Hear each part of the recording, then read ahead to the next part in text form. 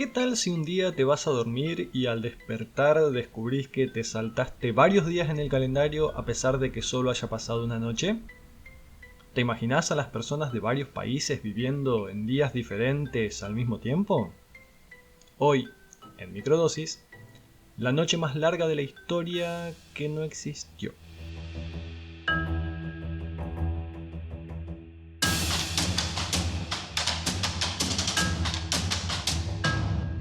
...4 de octubre de 1582... una fría noche otoñal en Roma.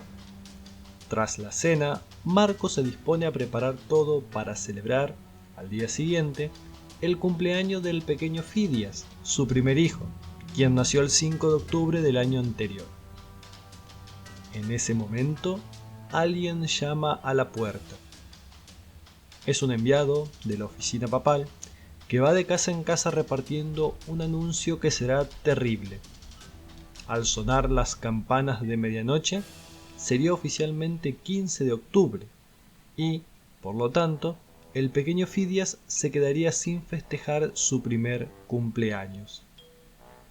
Pero, ¿por qué sucedió esto?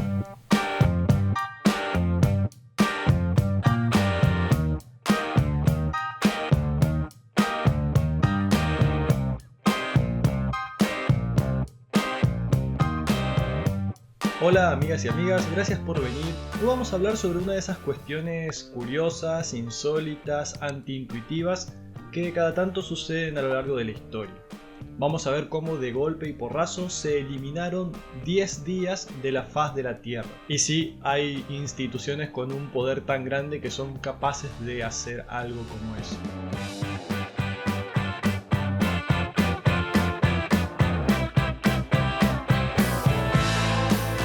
Pongámonos en contexto. Todo comienza unos cuantos siglos antes, más precisamente en el año 46 a.C., cuando Julio César decide introducir en el Imperio Romano el calendario juliano, que se basaba en el calendario egipcio. En muchas culturas antiguas se utilizaba el calendario lunar para contar el tiempo. Las evidencias históricas indican que el primer calendario solar fue creado en el Antiguo Egipto, a principios del tercer milenio a.C., y surgió de la necesidad de predecir con exactitud el momento de inicio de la crecida del Nilo, que tiene una periodicidad anual, ya que era un acontecimiento fundamental en una sociedad que vivía de la agricultura en pleno desierto. Este calendario tenía un año de 365 días, dividido en 3 estaciones, con meses de 30 días y decanos de 10 días.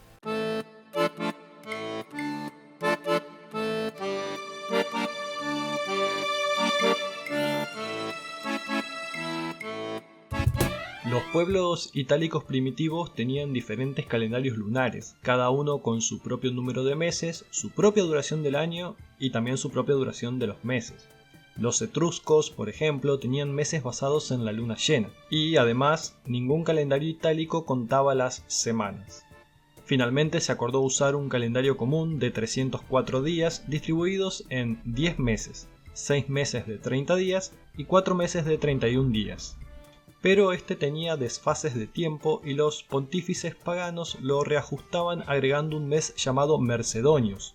Los reajustes se hacían con criterios políticos, no astronómicos, como por ejemplo para determinar el día de paga a la servidumbre, y se hacía un mal uso del reajuste para prorrogar el cargo de algún funcionario, adelantar o retrasar las votaciones. El año empezaba a principios de marzo, llamado Martius por Marte, el dios de la guerra, que era el primer mes de primavera, cuando se decidían las campañas militares que se iban a llevar a cabo durante el año.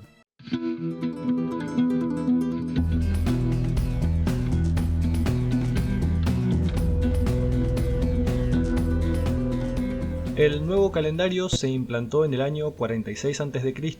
con el nombre de Juliano en honor a Julio César. Únicamente ese año se contaron 445 días en vez de los 365 normales. Esto se hizo para corregir los desfases del calendario anterior y fue denominado el último año de la confusión.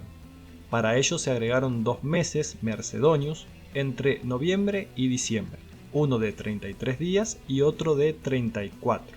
Hasta aquí todo iba bien, pero pasaron cosas, y es que el tiempo no terminaba de cuadrar.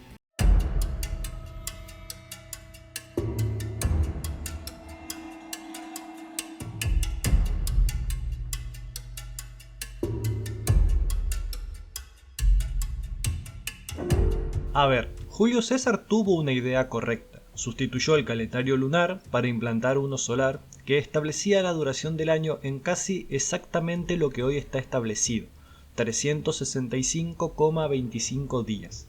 Contenía meses de 30 y 31 días, excepto febrero que tenía 28 días y 29 en los años bisiestos.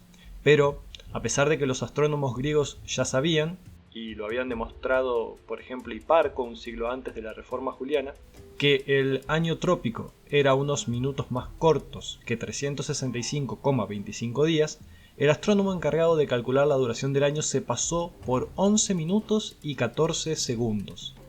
La consecuencia de este desfase es que el calendario juliano perdía alrededor de un día cada 130 años, es decir, 3 días cada 4 siglos. Al cabo de 16 siglos, este desfase era más que evidente.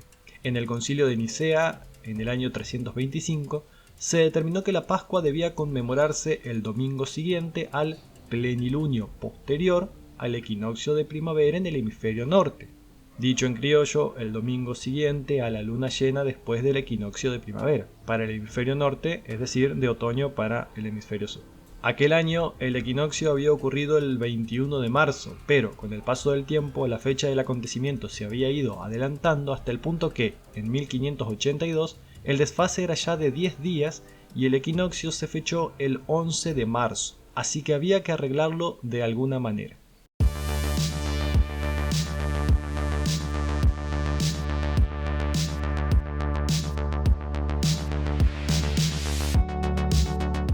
La solución vino de la mano del boloñés Ugo von Compagni, quien pasaría a la historia por ser el Papa Gregorio XIII. Decidido a resolver el problema, encargó diversos estudios. Uno fue realizado por el astrónomo jesuita Christopher Clavius y otro por la Universidad de Salamanca en 1515, pero la autoría definitiva no está claramente atribuida. La solución al problema era bastante imaginativa. Se trataba de una modificación de la regla de los años bisiestos, que seguirían siéndolo cada 4 años, pero con dos excepciones. Los años que fueran divisibles entre 100 no serían bisiestos, pero sí lo serían aquellos que eran divisibles por 400, es decir, el año 1600, 2000, 2400, etc. De esta manera, el error de ajuste del año astrológico y año de nuestros calendarios quedaba minimizado. Sería solo uno cada 3300 años, tiempo suficiente para eliminar un día si es que la Tierra mantiene su velocidad de rotación y traslación.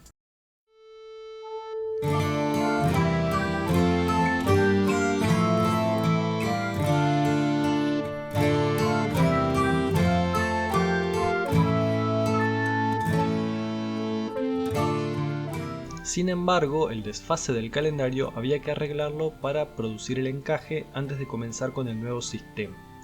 El Papa Gregorio decidió que los días comprendidos entre el 5 y el 15 de octubre de 1582 quedarían suprimidos. Fueron completamente borrados de la historia. Curiosamente, el día 4 de octubre de ese año falleció Teresa de Jesús, que realizó una especie de último milagro. Fue enterrada al día siguiente cuando ya era 15 de octubre.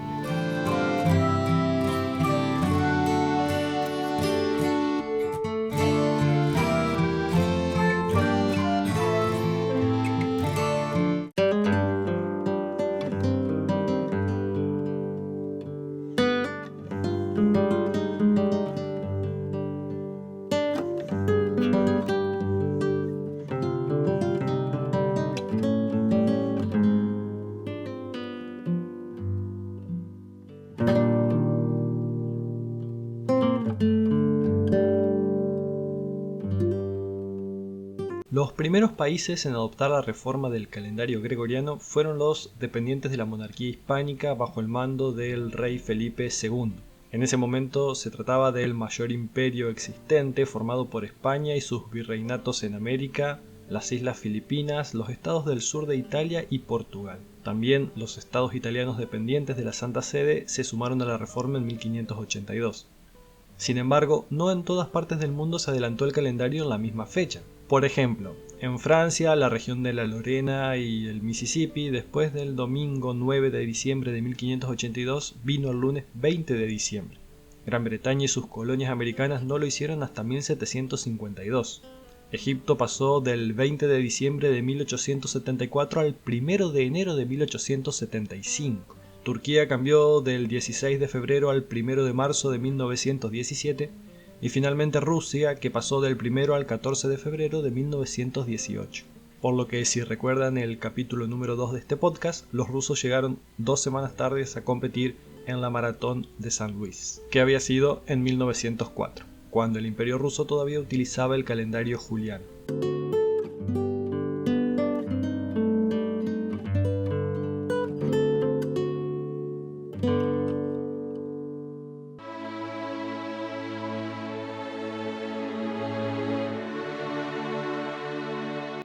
Recuerden que si bien los diferentes países se fueron sumando en distintos momentos a la reforma propuesta por el Papa Gregorio, el poder de la Iglesia hacia fines del siglo XVI era tan importante que logró hacer desaparecer, así como si nada y mediante un simple decreto, 10 días de la historia de la humanidad.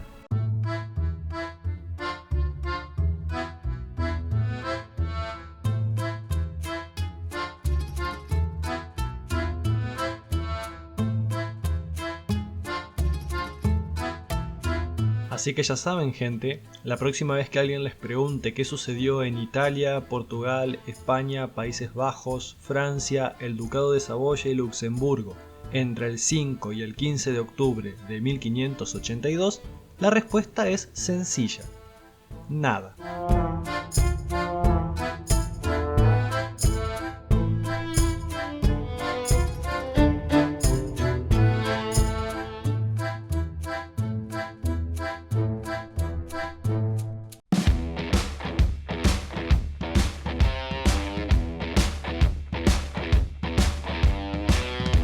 Y hasta aquí la microdosis del día de hoy. Gracias por haber estado del otro lado. Déjame saber qué te pareció el capítulo en los comentarios. Recordá suscribirte al canal, darle me gusta al video y compartirlo para formar así una comunidad cada vez más grande. Cuídense mucho y nos vemos dentro de 15 días con una nueva microdosis.